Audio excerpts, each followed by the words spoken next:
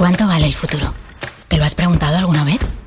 Sí, el futuro se compra, aunque nadie pueda ponerle precio. Y ahora que volvemos a empezar, pregúntate qué futuro quieres. Pregúntate si buscas un entorno próspero y que la riqueza quede cerca de ti y no en cuentas de paraísos lejanos. Si quieres un mañana donde lo global no borre lo nuestro. Si buscas uno más humano, que ponga a las personas y la salud por delante. Y pregúntate si quieres que este mañana no tenga fecha de caducidad. El futuro se compra, pero no te molestes en buscarlo en la tienda más grande del mundo, porque siempre está más cerca, mucho más cerca. Es momento de pensar en el futuro que quieres, en el futuro que compras.